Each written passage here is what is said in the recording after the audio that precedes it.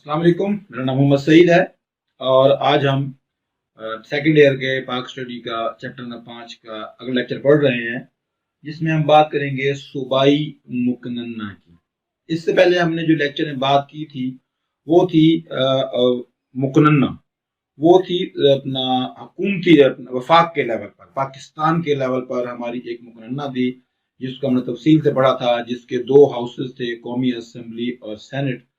तो उसी तरह की एक मुकन्ना जो है पाकिस्तान के हर सूबे में भी होती है। तो ये सूबाई लेवल की जो मुकन्ना है, इसकी पहले हम बताएंगे कि तकसीम कैसे है और उसके बाद फिर हम इसके बताएंगे कि इनके इख्तियारात और फराइज क्या है। देखिए, पाकिस्तान के वफाकी लेवल पर जो मुकन्ना है उसके दो हाउस है, ऐवान बाला, ऐवान ज़ेरी, ये उसको हम कौमी असम्बली और सेनेट कहते हैं। तो इसमें हर सूबे में सिर्फ एक मुकन्ना होती है, एक पार्लियामेंट होती है, एक असेंबली होती है। और ये जो असेंबली होती है, जिस तरह हमारे वफाक के अंदर जो कौमी असेंबली होती है, ये उसी तर्ज पर होती है। मतलब कि हर सूबे को उसकी आबादी के मुताबिक जो है नशिस्तें दी गई हैं अपने पार्लियामेंट के अंदर। जिस तरह जिस सूबे की आबादी है उसी हिसाब से उसकी नशिस्तें हैं। मैंने उनका चार्ट आपको थोड़ा सा दिखा दिया बनाकर यहाँ पर कि वो किस तरह से काम करती है। देखिए, सूबाई मुकन्ना जो है, हमारी मरकजी जो मुकन्ना है कौमी असेंबली, उसके बिल्कुल तकरीबन उससे इसका काफी सेटअप मिलता जुलता है। मिसाल के तौर पर आप देखें, अगर पाकिस्तान के चारों सूबों को, तो इसमें आप देखेंगे कि इसमें सिर्फ चारों सूबे हैं, इसमें कबायली इलाके यानी फाटा और इसमें इस्लामाबाद यानी वफाक नहीं है। हर सूबे की अपनी एक पार्लियामेंट है जिसको हम सूबाई मुकन्ना कहते हैं। देखिए, पंजाब पाकिस्तान का आबादी के लिहाज से सबसे बड़ा सूबा है, तो देखिए इस हिसाब से उसके पास 371 नशिस्तें हैं पंजाब की पार्लियामेंट में, सूबाई मुकन्ना या सूबाई असेंबली में। इस तरह सिंध में 168 है, KPK में 124 है और बलूचिस्तान में 65 है। इनके थोड़ा तफसील देखते हैं। ये 371 हैं, ये भी उन्हीं असूल पर बिल्कुल है जिस तरह पाकिस्तान की कौमी असेंबली है। कैसे? 297 आम अरकान जो आम लोगों से इंतखाबात के जरिए मुंतखब होते हैं, उसमें से 66 खवातीन की नशिस्तें हैं पंजाब के अंदर और 8 अकलियतों की नशिस्तें हैं। मैंने पहले बताया था आपको, इसमें जो पहले पहले नंबर पर सारे आ रहे हैं, ये वो लोग हैं जो अपने सूबे में से बराह रास्त आम लोगों के जरिए, इंतखाब के जरिए वहां से ये मुंतखब होते हैं। इसमें दूसरे नंबर पर जो कॉलम है ये सारी खवातीन की सीट्स हैं और आखिरी पे जो कॉलम है इसमें सारी अकलियतों की सीट्स हैं। खवातीन और अकलियतों की जो सीटें हैं, जो पार्टी सूबे के अंदर सबसे ज्यादा वोट लेगी और फिर दूसरे नंबर पर और तीसरे नंबर पर, तो इसी रेशो से ही उन पार्टियों को उनकी कामयाबी के लिहाज से उनको खवातीन और अकलियतों की सीटें जो है वो उनको दे दी जाएंगी। वो अपने खुद उम्मीदवार जो है नामजद करके मुकर्रर करेंगे। तो इसमें देखें, 297 आम अरकान, 66 खवातीन और 8 अकलियतें, तो ये टोटल हो गए 371 पंजाब की। आबादी के लिहाज हमारा दूसरा सूबा सिंध है। सिंध की 168 सीटें हैं जिसमें से 130 आम अरकान, 29 जो है ये खवातीन की और 9 अकलियतों की है। इस तरह KPK में 99 आम अरकान, 22 खवातीन और 3 अकलियतों की सीटें हैं। बलूचिस्तान में 51 आम अरकान, 11 खवातीन की सीटें, 3 अकलियतें और 65 जो है ये जो है टोटल इसकी सूबाई असेंबली की सीट्स हैं। एक बात याद रखें, ये जो आम अरकान है इसमें खवातीन और मर्द कोई भी हिस्सा ले सकता है। खवातीन भी ले सकती हैं और इसमें मर्द भी हिस्सा ले सकते हैं। लेकिन और ये आम लोगों के वोट के जरिए बालिग राय की देगी की बुनियाद पर, जिस तरह हमारे कौमी असेंबली में लोग मुंतखब होते हैं, तो ये भी ऐसे मुंतखब होते हैं। इसमें जो अगले नंबर पर खवातीन की सीट्स हैं, इसमें सिर्फ खवातीन ही आ सकती हैं और ये बगैर इलेक्शन के आएंगी। जिस पार्टी को जिस हिसाब से वो कामयाबी मिलेगी उसी तनासब से उनको ये खवातीन की सीट्स दी जाती हैं। अब हम इसके देखते हैं इनके इख्तियारात क्या हैं सूबाई असेंबली के। सबसे पहले तो है इनका जो है वो कानून बनाने का जो है वो इख्तियार इनको दिया जाता है। जिस तरह हमारी बड़ी दो मुकन्ना है, कौमी असेंबली और सेनेट, वहां भी कानून का इख्तियार है। तो यहाँ पर ये सूबे के اندر قانون بنا سکتے ہیں، صوبائی لیول پر کوئی اپنی مزید صوبے کے اندر اپنے آبادی اور وسائل اور مسائل اور اس کی جغرافی کے حساب سے وہ اپنی الگ سے قانون سازی بھی کر سکتے ہیں۔ اس کے علاوہ جو ہے مشترکہ جو معاملات ہوتے ہیں وفاق اور صوبوں کے، اس میں اگر کوئی ایسا قانون جو اس قانون صوبے اور وفاق کے درمیان اختلاف کا باعث بن جائے تو اس میں قومی اسمبلی اور سینٹ کا جو ہماری مرکزی مقننہ ہے اس کو اس کی بالادستی ہوگی، اس کی بات مانی جائے گی، صوبائی مقننہ کے اختیارات میں وہ بات نہیں مانی جائے گی۔ تو ایک تو ان کو اپنے یہ قانون بننے کا اختیار ہے صوبائی لیول پر، اس کے بعد ان کے پاس مالیاتی اختیار ہے، بجٹ پاس کرنے کا اختیار ہے۔ مالیاتی طور پر جس طرح سیم وہی ہے جو مرکزی ہماری قومی اسمبلی میں ہے، اسی طرح صوبائی اسمبلی کو ہر صوبے کو جو وفاق کی طرف سے بجٹ دیا جاتا ہے وہ اس بجٹ کو اپنے صوبے کے اندر مختلف جو صوبائی محکمے ہیں ان میں وہ اس بجٹ کو جو ہے وہ استعمال کرتے ہیں۔ اور اس میں وہی شرط ہے کہ جب ایک دفعہ بجٹ پاس ہو جاتا ہے تو پھر حکومت نہ تو کوئی نیا ٹیکس لگا سکتی ہے نہ ٹیکس میں اضافہ کر سکتی ہے۔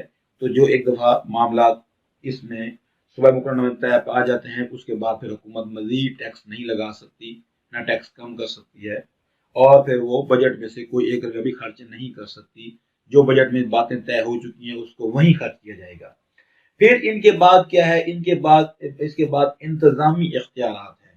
یہ انتظامیہ ہے صوبے کے لیول پر، جس طرح وفاق کے لیول کی انتظامیہ تھی قومی اسمبلی، تو صوبائی لیول پر جو ہے مقننہ جو ہے یہ انتظامیہ کے اوپر نگرانی کرے گی۔ انتظامی لحاظ سے اس کی کارکردگی کے بارے میں اس سے پوچھ گچھ کر سکتی ہیں، ٹھیک ہے جی، حکومت کی حکمت عملیوں اور پالیسیوں سے متعلق ان سے وضاحت پوچھ سکتے ہیں کہ آپ یہ کس طرح کام کر رہے ہیں، کیسے کر رہے ہیں، ہمیں اس کے بارے میں پہلے آپ مطمئن کریں۔ تو انتظامی اختیارات جو ہے وہ صوبائی مقننہ کے پاس ہے۔ اس کے پاس ہیں متفرق اختیارات۔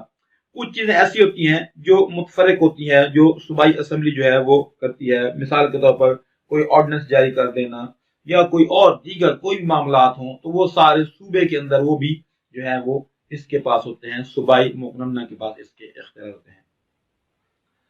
جس طرح ہم نے پڑھا تھا مرکز کے جو مقننہ کے بعد ہم نے پڑھا تھا سپریم کورٹ، اسی طرح وہ سپریم کورٹ ہمارے وفاق کے لیول کی، ملک کی لیول کی سب سے بڑی عدالت ہے۔ اس طرح صوبے میں جب بات کرتے ہیں عدلیہ کی تو صوبے میں جو عدلیہ ہے وہ اس میں سب سے بڑی جو عدلیہ ہے وہ اس کی ہائی کورٹ ہے۔ یہ بات یاد رکھیں کہ ہر صوبے میں صرف ایک ہائی کورٹ ہوتی ہے، باقی اس کی برانچز یا اس کے بینچز ہوتے ہیں۔ جس طرح پنجاب میں لاہور ہائی کورٹ ہے، سندھ میں کراچی ہائی کورٹ ہے، ٹھیک ہے جی، اسی طرح کوئٹہ ہائی کورٹ ہے اور پشاور ہائی کورٹ ہے۔ تو اس طرح صوبائی عدلیہ جو ہے ہائی کورٹ، اس میں جو ہے ایک چیف جسٹس ہوتا ہے جس کو جو ہے صدر پاکستان منتخب کرتا ہے، اور باقی کے جو ججز صاحبان ہیں ان کو جو ہے وہ چیف جسٹس کے مشورے سے جو ہے گورنر کے مشورے سے جو ہے وہ ان کو منتخب کرتا ہے۔ اس میں صرف فرق یہ ہے، یہاں پر صوبائی عدلیہ اور سپریم کورٹ کی جو ہماری عدالت ہے اس میں فرق یہ ہے کہ اس میں ججز کی جو حد عمر ہے، بلائی عمر کی جو حد ہے وہ ہے 65 سال، اور صوبائی عدلیہ کے اندر ہے 62 سال۔ ویسے ایک بات یاد رکھیں، کسی بھی سرکاری ملازم کو جو ہے اپنی 60 سال کی عمر تک جو ہے اس کے بعد کوئی وہ نوکری نہیں کر سکتا، گورنمنٹ جاب انتظامیہ میں نہیں رہ سکتا۔ لیکن ججز کے لیے یہ خاص ایک رعایت ہے کہ سپریم کورٹ کے ججز 65 سال اور صوبائی جو عدالتیں ہیں ہائی کورٹس کے ججز جو ہے وہ 62 سال تک اپنے فرائض سر انجام دے سکتے ہیں۔ اب ہم دیکھتے ہیں کہ اس کے پاس صوبائی عدلیہ کے پاس کیا اختیارات ہیں۔ صوبائی عدلیہ جو ہے ان کے پاس سب سے پہلے تو عوام کے جو بنیادی حقوق اور ان کے اور جو ملک کا آئین ہے اس کا تحفظ کرنا، یہ جو اس کا ہے صوبائی عدلیہ کام ہوتا ہے۔ عوام کے جو بنیادی حقوق ہیں، مذہبی آزادی ہے، رائے کی آزادی ہے، اور اکٹھا ہو کر اپنا بات کرنے کی آزادی ہے، یعنی ہر لحاظ سے روزی کمانے کی تمام جو بنیادی ان کی ضروریات ہیں ان کے حقوق اور آئین کا تحفظ، ملک کے اندر جو آئین ہے اس پر لوگوں کو جو ہے کاربند رکھنا جو ہے وہ عدلیہ کی ذمہ داری ہے صوبائی لیول پر۔ پھر اس کے بعد ہے اپیلوں کی سماعت۔ جو ہائی کورٹ سے ماتحت عدالتیں ہیں جن کو ہم ڈسٹرکٹ کورٹس کہتے ہیں، ضلعی عدالتیں کہتے ہیں، ان عدالتوں کی یا جو اس کے علاوہ دیگر عدالتیں ہوتی ہیں، جس طرح FIA ہے، وابڈا کی عدالتیں ہیں، لیبر کورٹس ہیں، تو جتنی بھی نچلی عدالتیں ہیں ان کے جو فیصلے ہوتے ہیں، ان کے فیصلوں کے خلاف جو اپیلیں کی جاتی ہیں، اپیل سے مراد یہ ہے کہ آپ آگے گزارش کرتے ہیں، درخواست کرتے ہیں، التجا کرتے ہیں، تو اس کو اپیل کہتے ہیں۔ تو ان اپیلوں کی ماتحت عدالتیں جو ہیں، ہائی کورٹ سے نیچے جو عدالتیں ہیں، ان تمام کے جو فیصلے ہوتے ہیں، اگر کسی کو وہ فیصلہ قابل قبول نہ ہو تو وہ اس فیصلے کے خلاف ہائی کورٹ میں جو ہے وہ اپیل دائر کر سکتا ہے، جس کی سماعت، جس کو سننے کا اختیار جو ہے وہ ہائی کورٹ کے پاس ہے، اور اس کے بعد دوبارہ نظر کر کے وہ اس کو فیصلہ دیتی ہے۔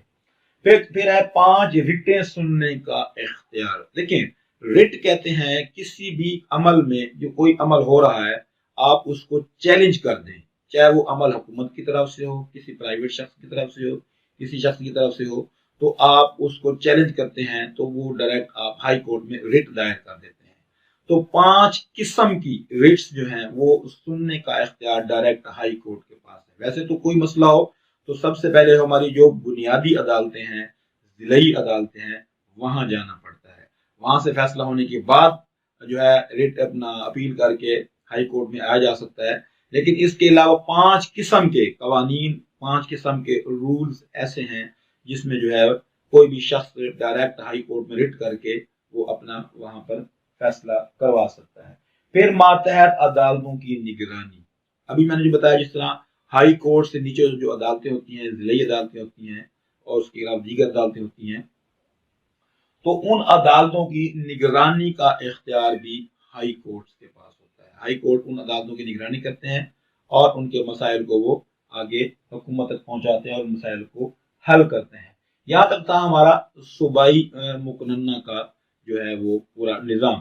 یہاں ہمارا پاکستان کا جو حکومتی ڈھانچہ ہے، یہ پورا کا پورا ہم نے اب تک ڈسکس کر لیا ہے، 1 بائی 1۔ پہلے ہم نے وفاقی حکومت کا ڈھانچہ ڈسکس کیا تھا، جس میں سب سے پہلے ہم نے بتایا تھا وفاقی جو مقننہ ہیں، صوبائی قومی اسمبلی اور سینٹ۔ پھر ہم نے اس کے بعد بتایا تھے اہم عہدیدار، اور اس طرح سے باقی ان کے پھر آگے اختیارات وغیرہ ہم نے ڈسکس کیے تھے، سپریم کورٹ۔ اس کے بعد یہ ہمارا حکومتی ڈھانچے کا یہ ہمارا آج کا یہ اس ٹاپک کا یہ آخری لیکچر ہے۔ کوئی بات آپ سمجھ نہ آئی ہو تو آپ کوشچن کر کے مجھ سے پوچھ سکتے ہیں۔ اللہ حافظ۔